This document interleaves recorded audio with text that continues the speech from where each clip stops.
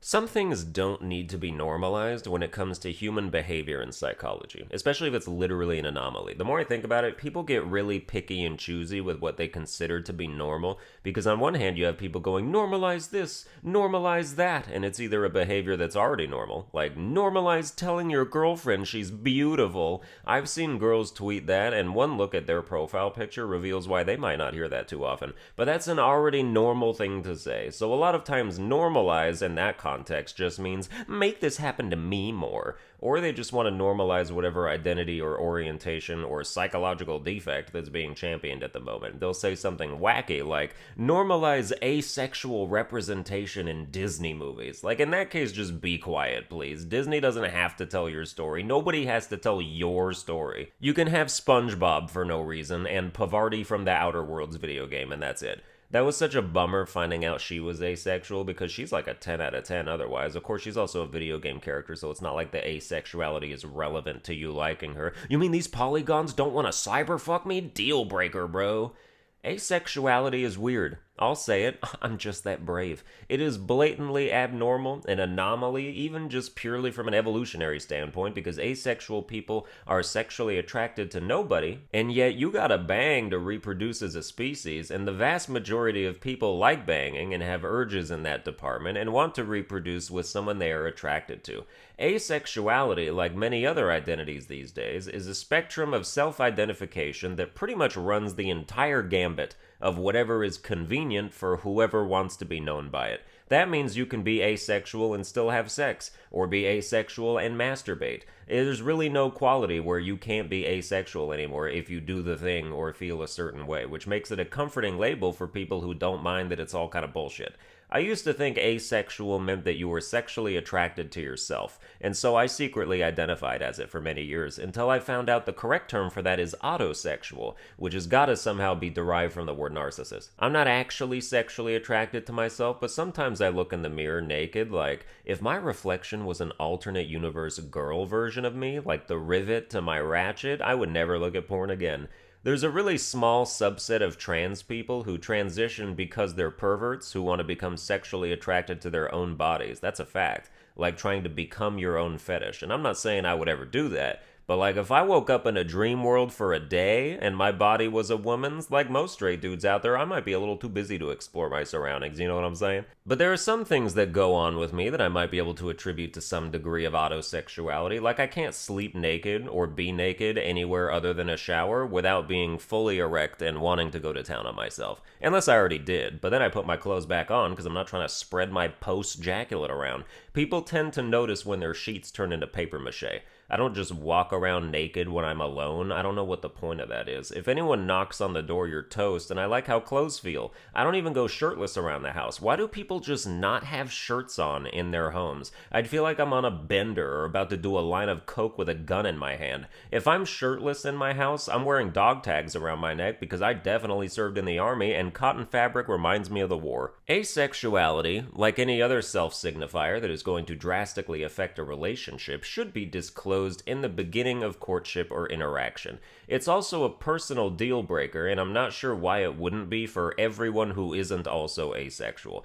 Beyond that, your potential partner not being sexually attracted to you should be a deal breaker for any reason. Maybe I'm shallow, and by maybe I mean definitely, but if your partner isn't into your physical appearance, that's like a step one failure. Because it's the first thing anyone notices if they see you in person. Whether it's important to them or not, it's still the first thing they can perceive using their eyeballs, and if you've swung and a missed at that one right off the bat, you're now trying to make up for it with your other shit. Playing off your back foot, struggling harder to be worthwhile in your other areas, which you very well might be, but somewhere there's someone out there who would view you as worthwhile in those other areas, and when they see you naked, they're like, damn, give it to me. I had an ex-girlfriend tell me she wasn't attracted to me once. Like, it was kind of a joke, but it also totally was not a joke. She said it like she meant it, and then was like, oh, just kidding, slumming it over here.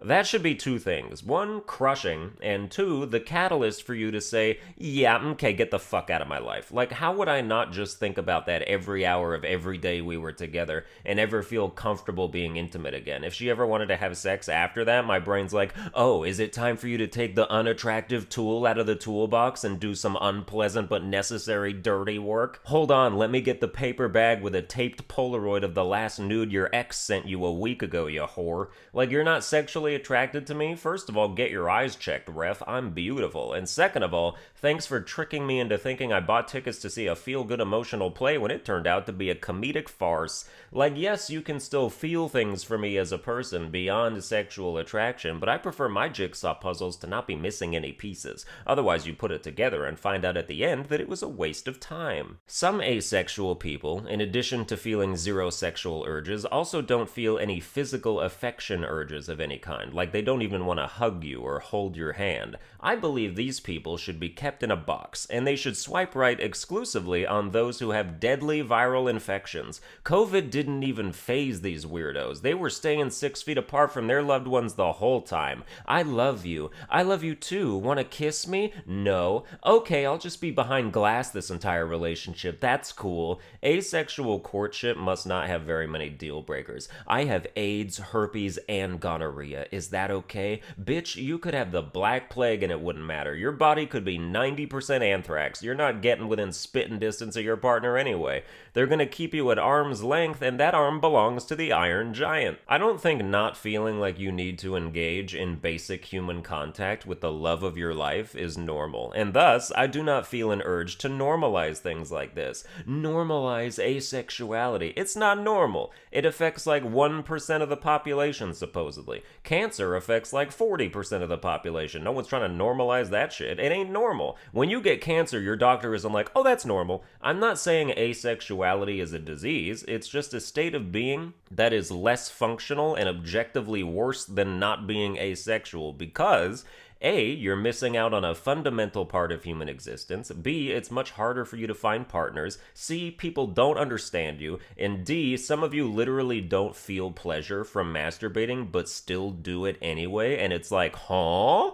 That's like if I was really into perfume despite not having a sense of smell. Man, I'm so excited to go to this cheese tasting tour even though all the taste buds on my tongue burned off and I don't have a nose. The campaign to normalize asexuality and some of these other ones usually just means, hey, give us the same rights other people have, but also a few extra if you don't mind because we're special. I don't know what rights an asexual person would need that they don't have. For that, it seems like it would just boil down to, we want to feel more included in the conversation.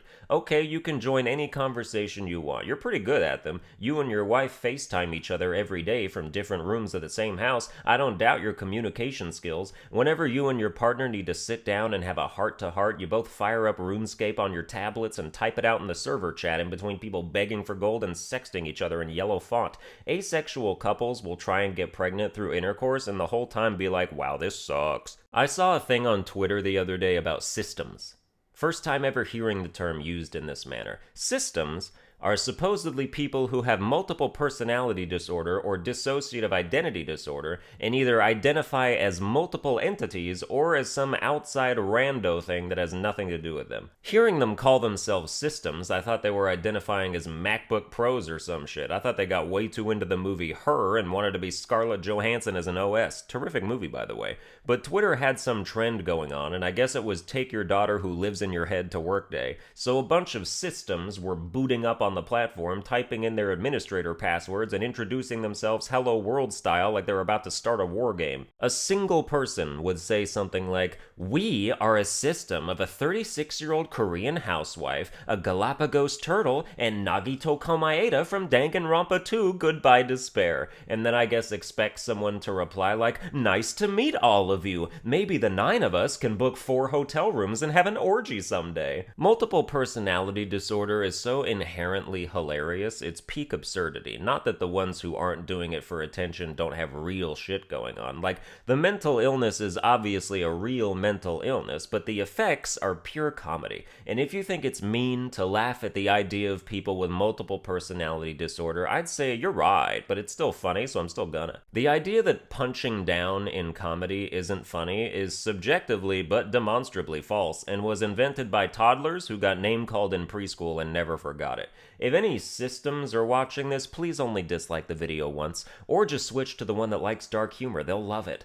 People with multiple personality disorder go to a restaurant by themselves and book a table for 5, then leave without paying because the check went to someone else. They don't have time to take a personality test without using a vacation day. I know a system who's trying online dating for the first time. He's got profiles on Asian dating, black people meet, and farmers only. Every Halloween costume is cultural appropriation. And when he yells at a black person, people don't know if he's a thug or a Karen. His credit score fluctuates like a roller coaster, and he plays basketball with tap shoes on.